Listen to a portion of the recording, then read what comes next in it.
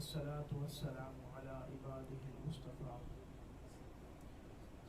اما بعد فاعوذ باللہ من الشیطان الرجیم بسم اللہ الرحمن الرحیم. سامعین محترم، اللہ رب جلیل کا بے پناہ احسان ہے، کرم ہے کہ جس وحدہ لا شریک نے ہمیں اس محفل میں جمع ہونے کی سعادت سے باخبر فرمایا. میری آواز پہنچ نہیں سب کو؟ اچھا، بلند آواز سے گفتگو نہیں ہوگی، آپ کو میں کچھ سکھا کر جو ہے وہ رخصت ہو جاؤں گا، لیکن جو چیزیں انشاءاللہ آپ کو سکھا کر جاؤں گا یہاں بھی کام آئے گا اور قبر میں بھی کام آئے گا.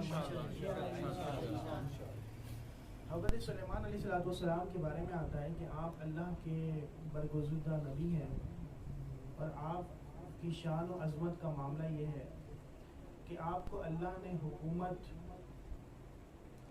چرند پرند پر بھی عطا فرمائی ہے، ہواؤں پہ بھی عطا فرمائی ہے، اور جناتوں پر بھی آپ کو اللہ نے حکومت عطا فرمائی ہے.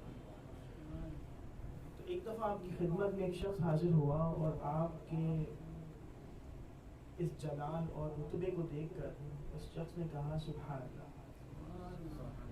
حضرت سلیمان علیہ السلام نے، آپ وہاں موجود تھے، ہوا نے وہ سبحان اللہ سنا اور سننے کے بعد آپ کی خدمت میں حاضر ہوئی، کہا کہ یا سیدی فلاں شخص نے سبحان اللہ کہا ہے. حضرت سلیمان علیہ السلام نے عرض کیا اے شخص نے کیا کہا ہے؟ اس نے جب دیکھا کہ اللہ کے نبی بھی ہیں اور وقت کے بادشاہ بھی ہیں، تخت و تاج کے مالک بھی ہیں، تو اس شخص نے کہا کہ یا سیدی اے اللہ کے نبی میں نے سبحان اللہ کہا ہے. آپ علیہ السلام نے ارشاد فرمایا اے شخص، یہ سلیمان اور یہ تخت و تاج یہ سب چیزیں ختم ہو جائیں گی، لیکن ذرا ایک دفعہ سبحان اللہ. بہت شعلہ کوئی بیانی کروں یا میں آپ کے سامنے ایسے بیان کروں کہ آپ جو ہے سبحان اللہ ہی سے نعرے لگاتے جائیں. میں آپ کے ذہن کو واش کرنے آیا ہوں. I want to fresh your mind and wash your brains. آپ کے دماغ کو کھولنے کے لیے آیا ہوں. ہم عید میلاد النبی صلی اللہ علیہ وسلم مناتے ہیں، بہت بڑی سعادت مناتے ہیں. ایک مسلمان ہونے کی حیثیت سے ہمیں پتہ ہونا چاہیے کہ ہم عید میلاد النبی صلی اللہ علیہ وسلم کیوں مناتے ہیں. آپ گھر میں فاتحہ دلاتے ہیں، دو لوگ سوال آپ سے کر لیتے ہیں کہ آپ فاتحہ کیوں دلاتے ہیں، تو آپ کے پاس ایک سادہ سا جملہ ہوتا ہے. سادہ سا جملہ کیا ہوتا ہے؟ میرے والدین کرتے ہوئے آ رہے ہیں، اس کے پیچھے جو بزرگان دین کرتے ہوئے آ رہے ہیں، اس لیے سارے ثواب اور فاتحہ خوانی کرتے ہیں. لیکن سامنے والا آپ کو مطمئن نہیں کر پاتا اور آپ بھی اسے مطمئن نہیں کر پاتے. آپ کے ذہن میں ایک شبہ قائم ہو جاتا ہے کہ یار میں یہ کام کیوں کر رہا ہوں، what is the reason behind that, کیا مقصد اس کرنے کا. آپ کو علم نہیں ہوتا، جس کی وجہ سے پھر کیا ہوتا ہے آہستہ آہستہ آہستہ آہستہ آہستہ آہستہ وہ جو بزرگان دین سے آپ کو سلسلہ بہ سلسلہ آپ کو جو وراثت میں ایسا عمل ملا تھا جس کے کرنے میں ثواب تھا، وہ عمل آپ کے ہاتھوں سے رخصت ہو جاتا ہے. انسان بد مذہبیت کی طرف رخ کر دیتا ہے لا علمی کی وجہ سے. اس لیے میں آپ کو علم سکھانے کے لیے آیا ہوں، اور یہ محفل کوئی عام محفل نہیں ہے، یہ کوئی عام محفل نہیں ہے. نبی کریم صلی اللہ تعالیٰ علیہ وسلم ارشاد فرماتے ہیں کہ اللہ عز و جل کے کچھ فرشتے ایسے ہوتے ہیں جو کئی مقامات پہ حاضر ہوتے ہیں. سیدی اعلیٰ حضرت رحمۃ اللہ تعالیٰ نے فتاوی رضویہ میں بھی ارشاد فرمایا، علماء نے کتابوں میں لکھا کہ اللہ کے بے شمار فرشتے ہیں. کچھ فرشتے ایسے ہیں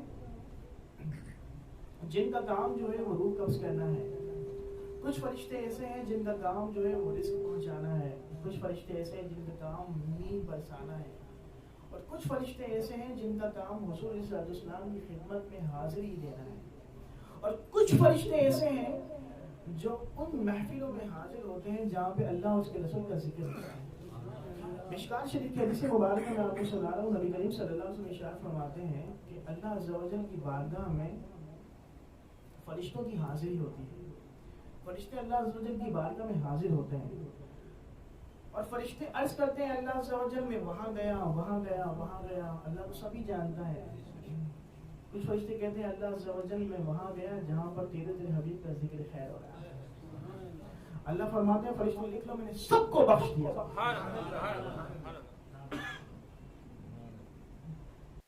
وہاں پر تیرے حبیب کا ذکر ہو رہا تھا اور وہاں پہ لوگ تیرے حبیب کا ذکر خیر سننے آئے تھے. تو نے سب کو بخش دیا. لیکن ایک شخص اس میں ایسا بھی تھا جو تیرے حبیب کے ذکر خیر میں نہیں آیا تھا. وہ تیرے حبیب کے ذکر میں نہیں آیا تھا بلکہ اپنے کسی ضروری کام کے لیے آیا تھا. کسی پر قرض تھا, اس کے قرض کے حصول کے لیے آیا تھا. اللہ نے فرمایا فرشتوں لکھ لو, میں نے اس کو بھی بخش دیا. حدیث مبارکہ کے آگے کے الفاظ ہیں, رب نے فرمایا اے فرشتوں لکھ لو کہ ان لوگوں کی صحبت میں بیٹھنے والا بدبخت نہیں ہوتا. لا یشقى جلیسهم او کما قال علیہ الصلوۃ والسلام. تو سامنے مجھے یہ جو علم دین کی یہ جو محفل ہے جہاں اللہ اس کے رسول کا جو ذکر خیر ہو رہا ہے, یہ معمولی مجلس نہیں ہے. یہ وہ مجلس ہے جس کا ذکر خیر اللہ عز و جل کی بارگاہ میں جو ہے فرشتے کریں. تو ہم یہاں پر جس مقصد کے لیے بیٹھے ہیں, آپ اپنا ذہن بنائیے, جو کچھ سیکھیں گے اس میں سے جو ہے وہ 10 چیزیں اگر آپ سیکھیں تو 5 پہ عمل کرنے کی کوشش کیجیے. 10 پر عمل نہیں کیجیے گا, بہت مشکل ہوتا ہے.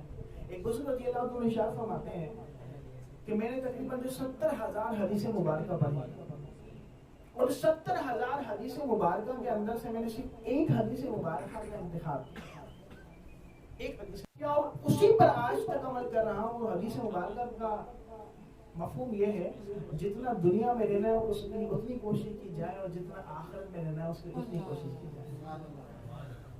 تو بتانے کا مقصد سامنے محترم یہ ہے کہ آپ جس مجلس میں بیٹھے ہیں یہ عظیم مجلس ہے.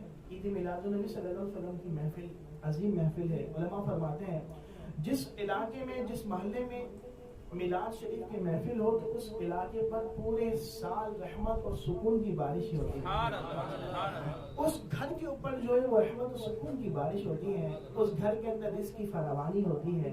اور جہاں پر اللہ اس کے رسول کا ذکر کیا جائے, حدیث مبارکہ کے الفاظ ہیں تتنزل الملائکہ, وہاں پر اللہ کے معصوم ملائکہ کا نزول ہوتا ہے. نزول کا مطلب یہ ہوتا ہے, علماء فرماتے ہیں وہاں پر جو ہے وہ روحانیت اور تسکین حاصل ہوتی ہے. تو یہ سعادت مندی ہے اس محفل کرانے والوں کے لیے کہ انہوں نے اس محفل کا جو ہے انعقاد کیا. سامنے مختصر گفتگو کروں گا, علمی گفتگو کروں گا, آپ کے ذہن سازی ہو سکے. اس کے بعد اجازت چاہوں گا. حدیث مبارکہ میں آپ کے سامنے بیان کر چکا. قرآن پاک میں اللہ تعالیٰ نے ارشاد فرمایا قل ان کنتم تحبون اللہ فاتبعونی. اس کا ترجمہ یہ ہے, قل اس کا مطلب ہوتا ہے اللہ سے محبت کرتے ہو, فاتبعونی تو تم میری اتباع کرو. اس آیت مبارکہ کا شان نزول کیا ہے؟ اس آیت مبارکہ کا شان نزول یہ ہے کہ نبی کریم صلی اللہ تعالی علیہ وسلم دیکھتے ہیں کہ کفار قریش جو ہے وہ بتوں کی عبادت کرتے ہیں. تو نبی کریم صلی اللہ علیہ وسلم نے پوچھا کہ اے کفار قریش, تمہیں کیا ہو گیا ہے کہ میں تمہیں دیکھتا ہوں کہ تم بتوں کی عبادت کرتے ہو, جبکہ تمہارے آباء و اجداد تو بتوں کی عبادت نہیں کیا کرتے تھے, تم بتوں کی عبادت کرتے ہو. تو انہوں نے کہا کہ اے اللہ کے رسول, ہم اس لیے بتوں کی عبادت کرتے ہیں تاکہ ہم اللہ کے محبوب ترین بندے بن جائیں. اس آیت مبارکہ کو اللہ عز و جل نے جو ہے وہ نازل فرمایا اور فرمایا کہ اے محبوب ان کفار سے کہہ دیجئے. کیا کہہ دیجئے؟ کفار سے کہہ دیجئے کہ اللہ عز و جل کی بارگاہ میں تم محبوب بننا چاہتے ہو تو حضور کی اتباع کرو. اللہ عز و جل کی بارگاہ میں مقام اور مرتبہ حاصل کرنے چاہتے ہو تو حضور کی اتباع کرو. کہ حضور کی جس نے اتباع کر لی اس نے اللہ کی اتباع کی, جس نے حضور سے محبت کی اس نے اللہ سے محبت کی, اور جس نے اللہ سے محبت کی اس نے حضور سے محبت کی. حدیث مبارکہ میں آپ کے بیان کرتا ہوں. قرآن پاک میں اللہ تعالیٰ نے ارشاد فرمایا وَرَفَعْنَا لَكَ ذِكْرَكَ. اس کا ترجمہ ہوتا ہے کہ محبوب ہم نے آپ کے لیے آپ کے ذکر کو بلند فرمایا. ہم نے آپ کے لیے فرمایا یا رسول اللہ صلی اللہ علیہ وسلم کہ آپ کو علم ہے کہ اللہ نے کس طریقے سے آپ کے ذکر کو بلند فرمایا. تو حضور صلی اللہ علیہ وسلم نے فرمایا اللہ ہی سب سے بہتر جانتا ہے. اس پر حدیث مبارکہ نبی کریم صلی اللہ علیہ وسلم کی بارگاہ میں جو ہے وہ یہ حدیث قدسی جو ہے میں آپ کے سامنے بیان کر رہا ہوں. حدیث قدسی کا مطلب یہ ہوتا ہے فرمان اللہ کا ہوتا ہے اور فرمانا رسول اللہ کا ہوتا ہے. اسے حدیث قدسی کہتے ہیں. حضرت جبریل علیہ السلام نے ارشاد فرمایا اے اللہ کے رسول صلی اللہ علیہ وسلم, اللہ عز و جل نے آپ کا ذکر اس طریقے سے بلند فرمایا ہے کہ فرمایا کہ محبوب جہاں پر میرا ذکر ہوگا وہاں پر تیرا ذکر ہوگا. اذا ذکرت ذکرت معی, کہ جہاں پر میرا ذکر ہوگا وہاں تیرا ذکر ہوگا, اور جہاں میرا ذکر ہو تیرا ذکر نہ ہو تو تمام اذکار اس کے منہ پہ مار دوں گا. جی ہاں, سمجھ لیجئے حضور کا ذکر ہو تو اللہ کا ذکر بھی ساتھ ہوگا, اللہ کا ذکر ہو تو حضور کا ذکر بھی ساتھ ہوگا, اللہ کا ذکر ہو حضور کا ذکر نہ ہو تو ایمان بھی مکمل نہیں ہو سکتا. آپ کلمہ پڑھتے ہیں, ضرور پڑھتے ہیں, پڑھیے. کوئی شخص زندگی پڑھتا رہے لا الہ الا اللہ مسلمان ہو سکتا ہے. آپ اذان دیتے ہیں, بالکل دیتے ہیں, کوئی پوری کی پوری اذان دیتے ہیں, اس کا نام اشہد ان محمد رسول اللہ نام ہے, اس کی اذان مکمل ہوگی. Azan will never complete without reciting these verses.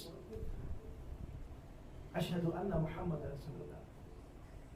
آپ نماز پڑھتے ہیں, پوری نماز پڑھ لی, اتحیات پڑھ رہے ہیں, اتحیات کے اندر آپ نے جو ہے یا ایھا النبی جو نہیں کہا, یا یہ نبی کا مطلب ہوتا ہے یا رسول اللہ.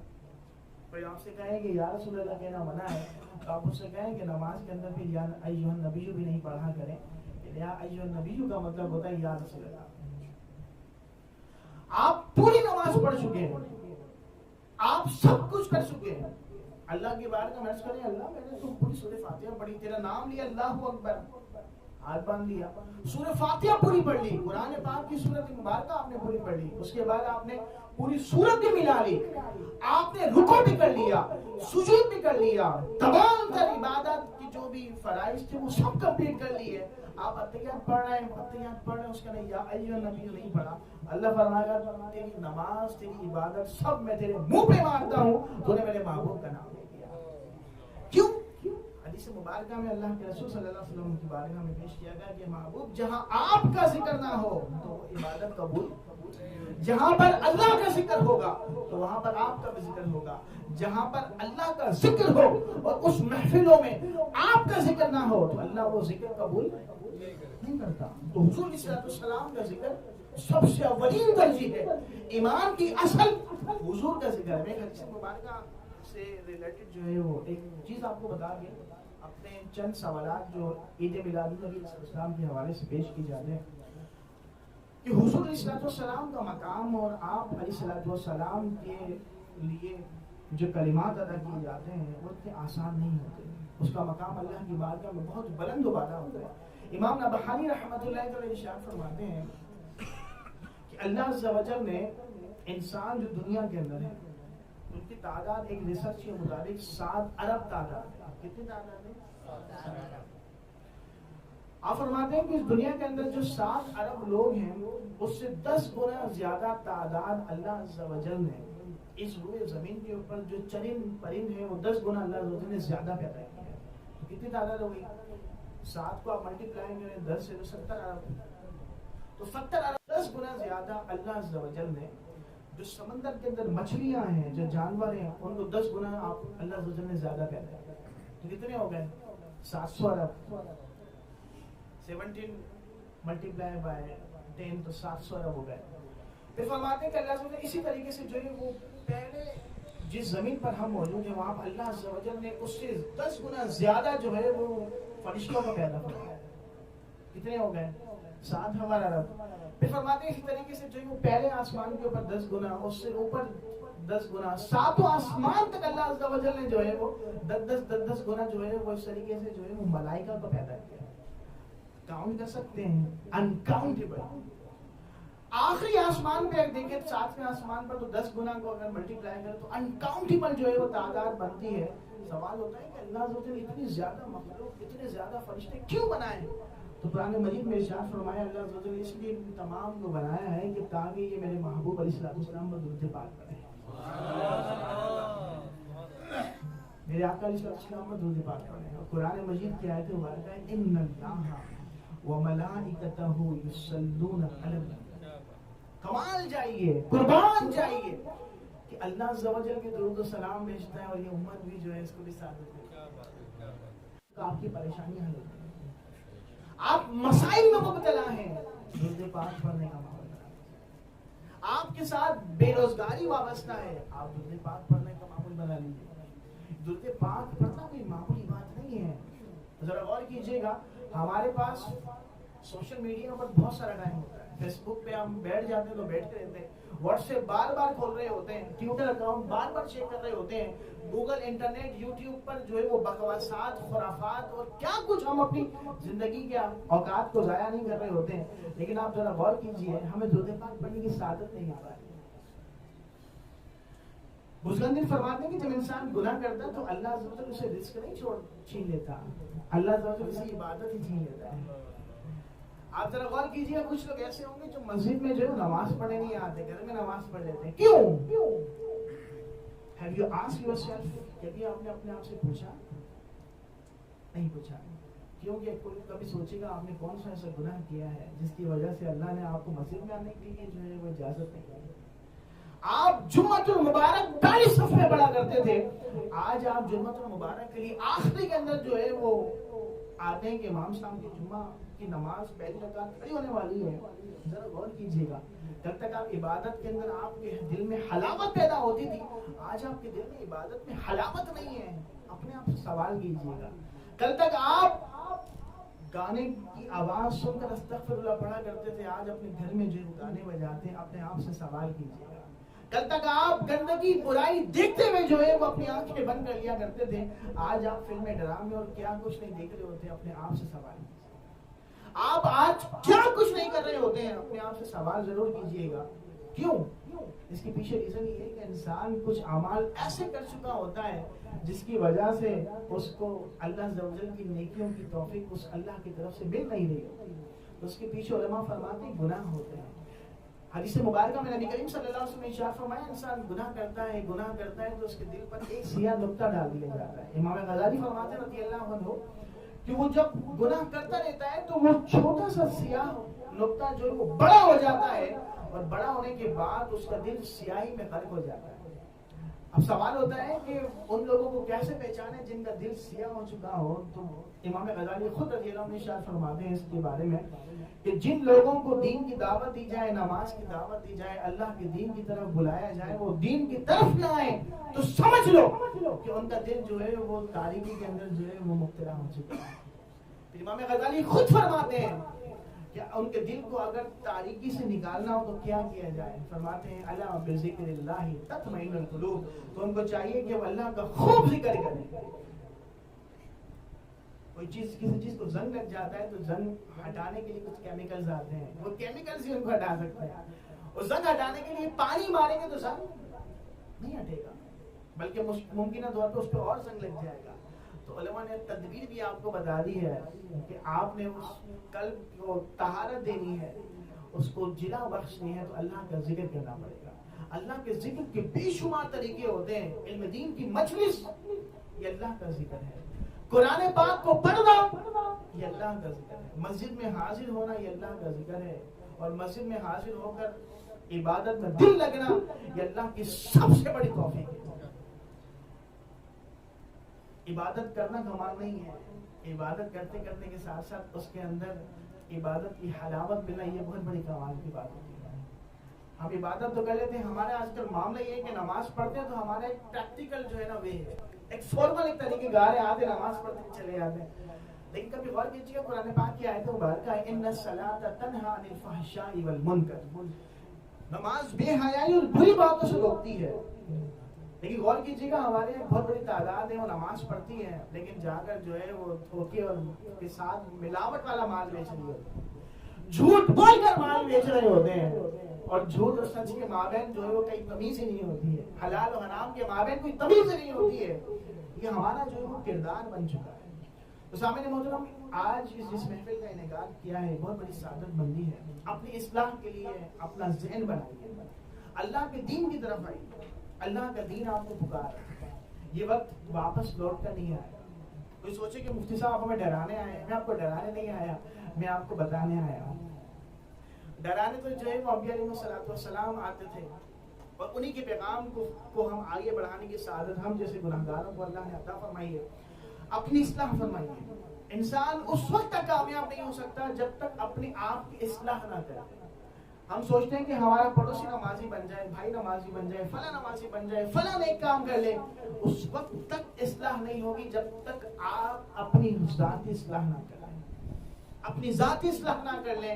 ہمارے یہاں محفل میناد بہت ذوق و شوق سے منائی جاتی ہے, لیکن یقین کیجئے مسجدیں آج پھر بھی ویران نظر آتی ہیں. اس کی وجہ کیا ہے؟ ریزن کیا ہے کہ محفل میلاد کے اندر اس طرح کے خطابات نہیں ہوتے ہیں، صرف نعت خوانی ہوتی ہے، نعرے تکبیر اور نعرے رسالت لگا کر ہم جو رخصت ہو جاتے ہیں، اس کے بعد بیان کا اس طرح کا موقع ملتا نہیں ہے، بیان سنتے نہیں ہیں، اور بیان کا بعض اوقات اس طریقے سے کسی عالم دین کو بلایا نہیں جاتا جس سے لوگوں کی اصلاح ہو سکتا۔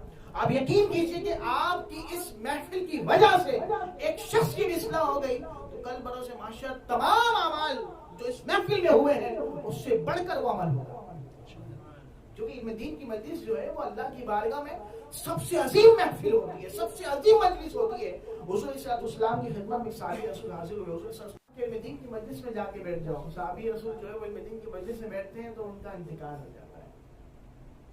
کسی نے عرض کیا یا رسول اللہ صلی اللہ علیہ وسلم، محدثین پر اس حدیث مبارکہ کے اعتبار سے اعتراض ہوا، کہا کہ آپ صلی اللہ علیہ وسلم نے جو ہے وہ قرآن پڑھنے کی مجلس کا حکم کیوں نہیں فرمایا، علم دین مجلس میں حاضر ہونے کا حکم کیوں فرمایا؟ تو علماء نے اس کا جواب دیا کہ علم ہوگا تو قرآن پڑھنا آئے گا، بغیر علم کے آپ کی عبادت بھی قبول نہیں ہوتی۔ آپ کو پتہ ہی نہیں ہوتا کس طریقے سے عبادت کر رہے ہیں، بغیر علم کے آپ جو تجارت کر رہے ہوتے ہیں آپ کو پتہ ہی نہیں ہوتا کہ تجارت میں کون سا حلال و حرام کا ہے، آپ کو پتہ ہی نہیں ہوتا۔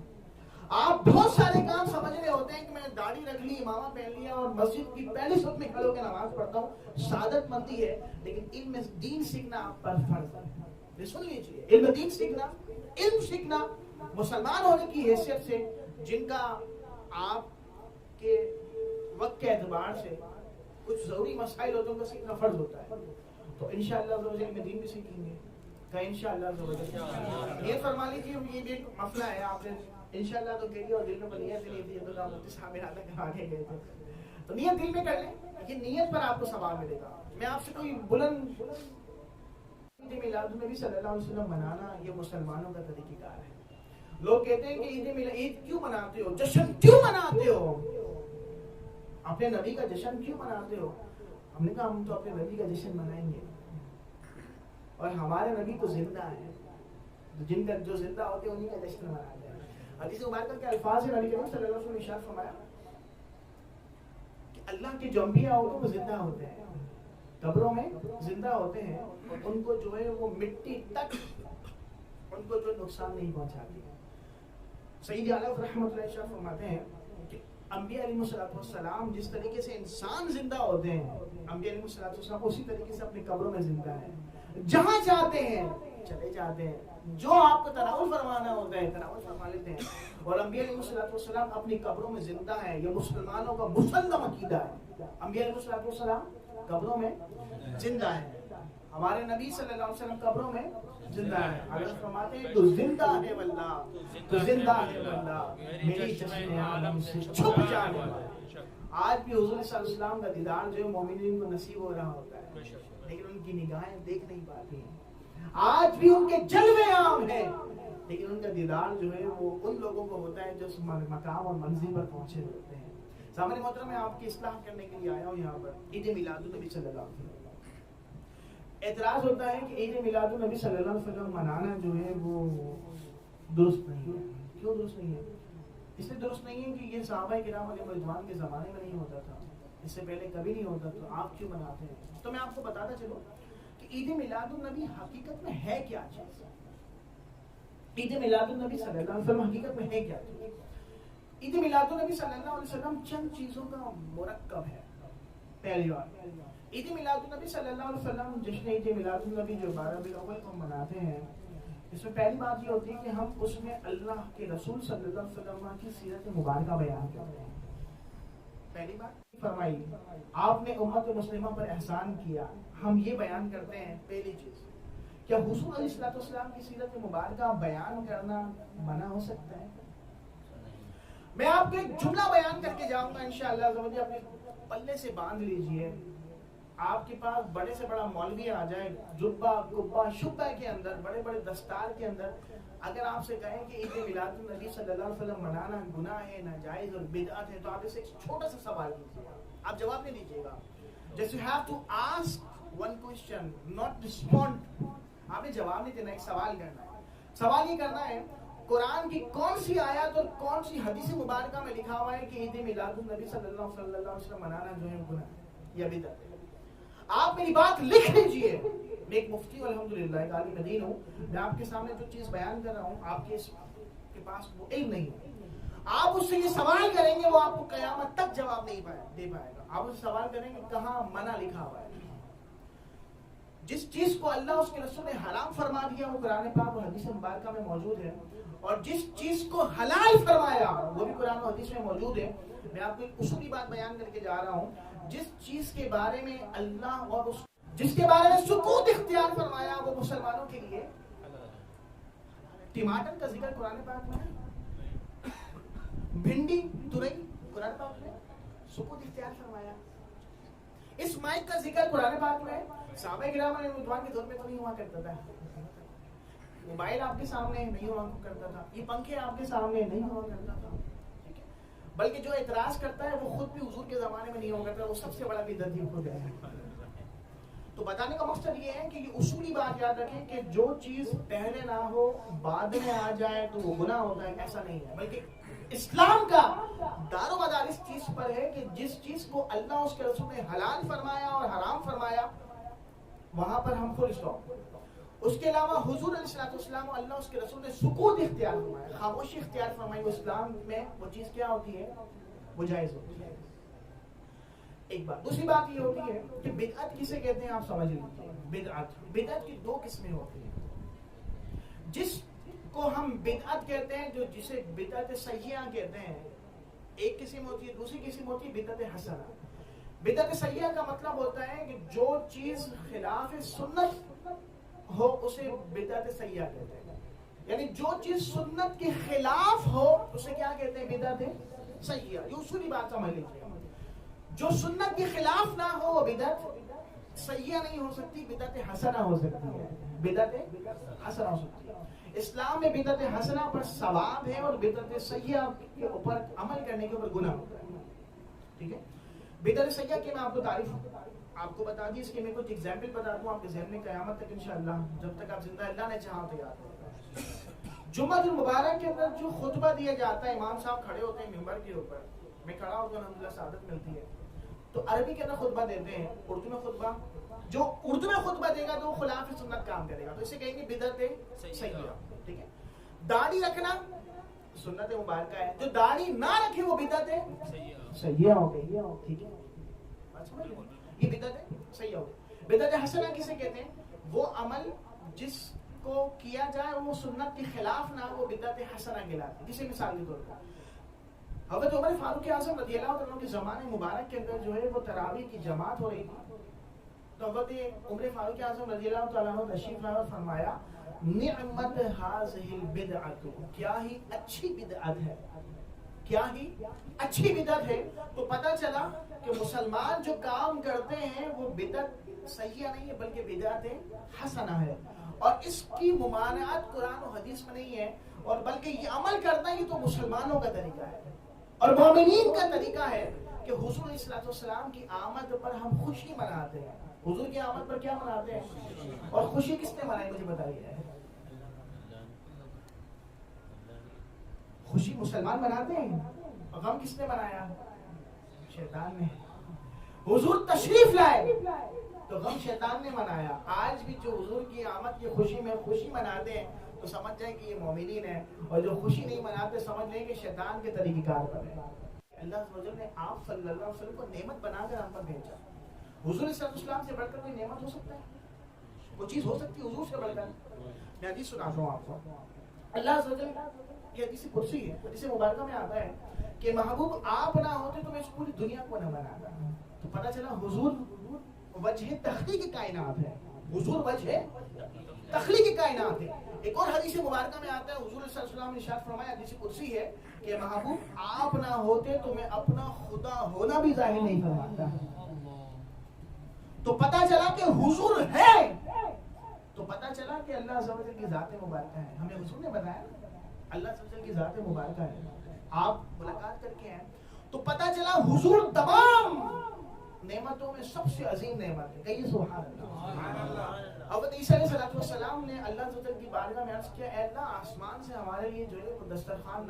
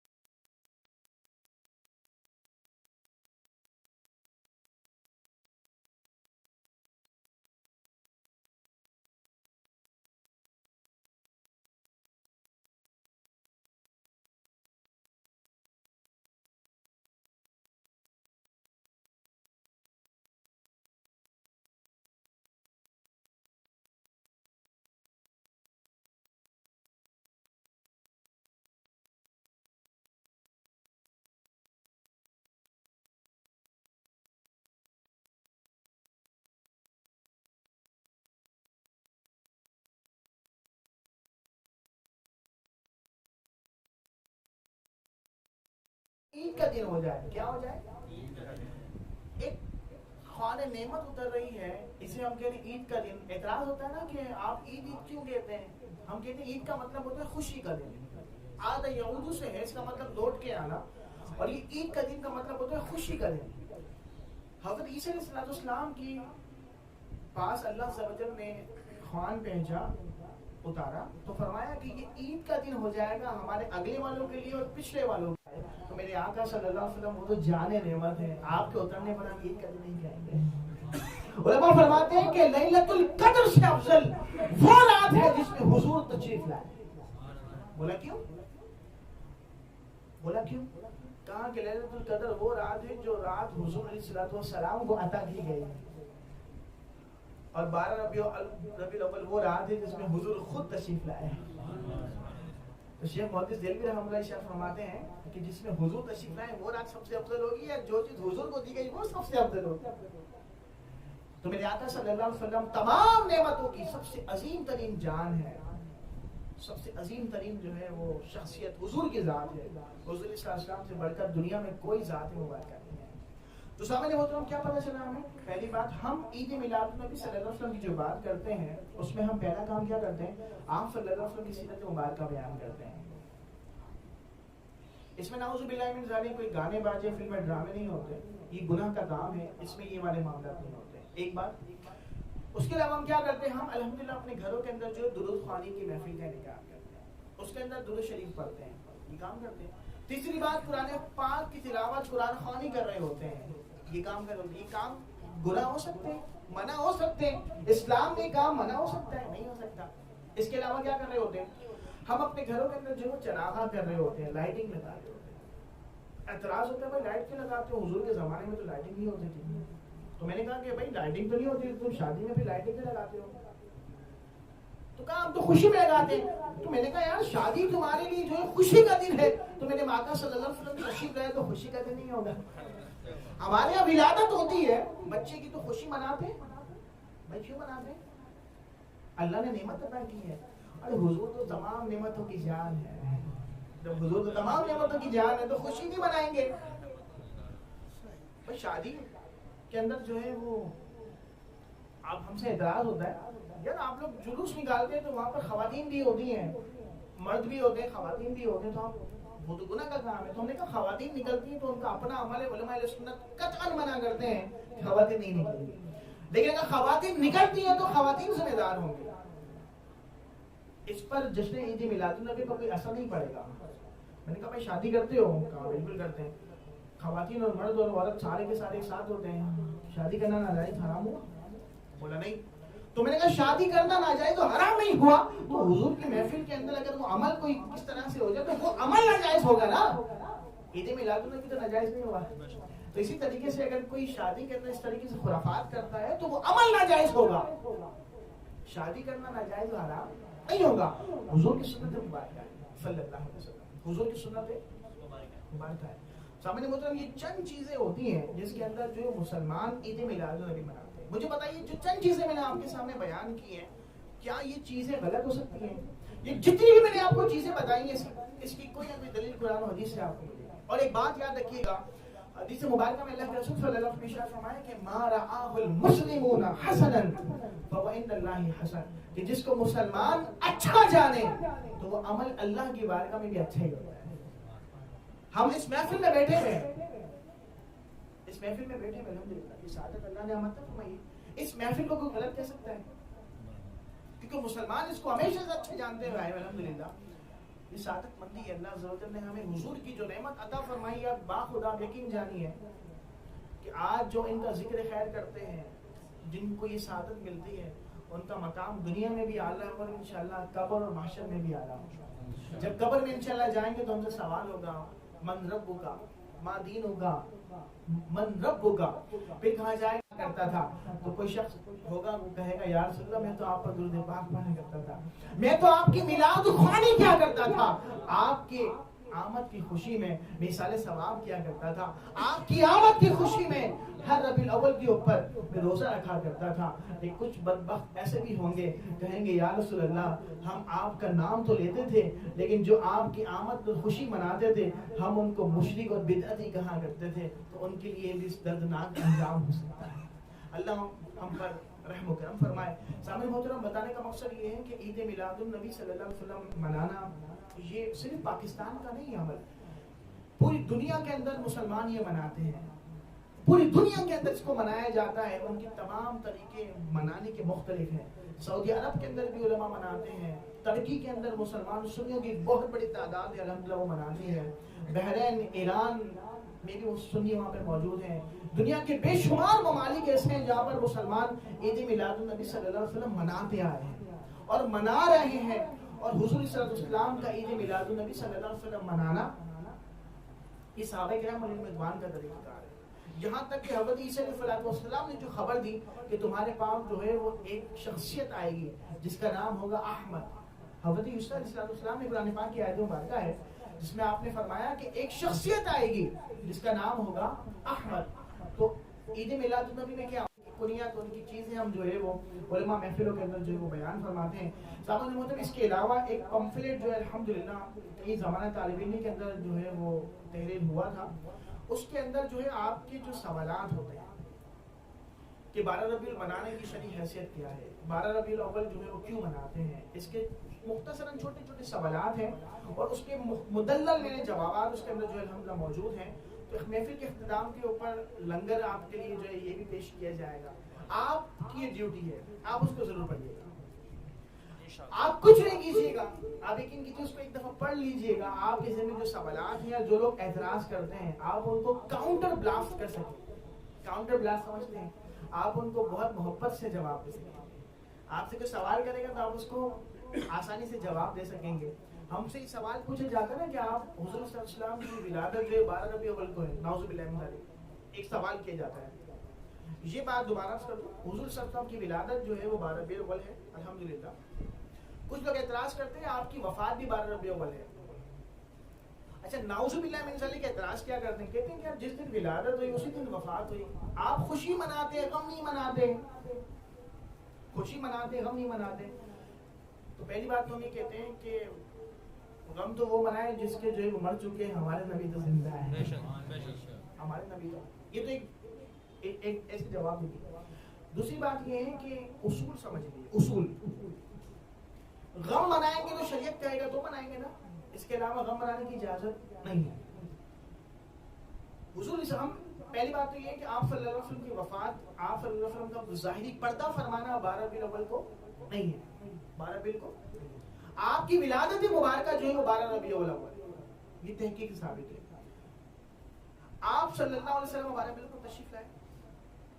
اصولی بات یہ ہے کہ غم جو ہے وہ جن کے انتقال کر جائیں رشتہ دار تو 3 دن تک صرف سوگ منانے کی اجازت ہے, اس کے علاوہ سوگ منانے کی اجازت نہیں ہے. اگر کسی کے شوہر کا انتقال ہو جائے تو وہ 4 ماہ 10 دن سوگ منائے گی, اس کے علاوہ سوگ نہیں منائے گی. اس کے علاوہ کسی اور شخص کو 3 دن سے زیادہ سوگ منانے کی اجازت نہیں ہے. تو حضور صلی اللہ علیہ وسلم جو ظاہری پردہ فرمائیں گے, زمانہ اور صدیاں گزر چکی ہیں تو مسلمان غم تو نہیں منا سکتے. اسی طریقے سے حضرت آدم علیہ السلام جمعۃ المبارک کو آپ کی ولادت ہوئی اور آپ کی جمعۃ المبارک ہی کے دن آپ دنیا سے رخصت ہوئے. شریعت نے ہمیں یہ تو نہیں فرمایا کہ آپ جمعۃ المبارک کو جو ہے وہ غم منائیں, بلکہ حدیث مبارکہ میں آیا کہ جمعۃ المبارک تو جو تمام دنوں کا سردار ہے اور عید کا دن, تمام دنوں کا سردار ہے اور عید کا دن ہے. مجھے پتا عید کا دن تو خوشی کا دن ہوتا ہے. حضرت آدم علیہ السلام دنیا سے اگر جمعے کو آپ کا انتقال ہوا تو اللہ صلی اللہ علیہ وسلم نے کیوں فرمایا کہ عید کا دن ہے؟ آپ کو فرمانا چاہیے تھا یہ جو غم کا دن ہے. تو پتہ چلا کہ جن کا انتقال ہو جائے, جو دنیا سے چلے جائے, 3 دن جو ہے سوگ منایا جاتا ہے. اور ان کے اگر زوجہ ہیں تو 4 ماہ 10 دن سوگ منائیں گے, اس کے علاوہ سوگ منانے کی اجازت نہیں ہے. تو سامنے ہوتے اس طرح کے بہت سارے سوالات اور بہت سارے اعتراضات کے جوابات, ایک چھوٹی سی تحریر, ایک پمفلیٹ ہے, انشاءاللہ آپ کو تقسیم کیا جائے گا. آپ اس کو ضرور پڑھیے. پڑھنے کے بعد آپ اپنے دل میں نیت فرمائیے, زیادہ نہیں, صرف 12 عدد فوٹو کاپی کروائیے, مشکل سے 2-3 روپے کی کاپی ہوتی ہے، 12 عدد کاپی کروائیے اپنے رشتہ داروں لواحقین کے سال ثواب کے لیے. یہ پمفلیٹ اپنے پڑوسیوں کو تقسیم کر دیجیے، اپنے رشتہ داروں کو تقسیم کر دیجیے. یقین کیجئے جو اس کو پڑھے گا، اللہ عز و جل کی بارگاہ میں ہم سے دعائیں کہ جو اسے پڑھے اللہ اس کی اصلاح فرمائے. جو سوالات کرتے ہیں لوگ ان کو یہ پمفلیٹ پکڑا دیجیے، انشاءاللہ ان کے تمام سوال کے اس میں جوابات موجود ہیں. تو بہرحال یہ مختصر سا بیان کرنے کا الحمدللہ موقع ملا. ہم اللہ عز و جل کی بارگاہ میں دست دعا ہے کہ جو کچھ سیکھا سنا اسے یاد رکھنے، اس پر عمل کرنے کی توفیق عطا فرمائے، اور اہل خانہ کے رزق میں، مال میں، جان میں اللہ تعالیٰ برکت عطا فرمائے.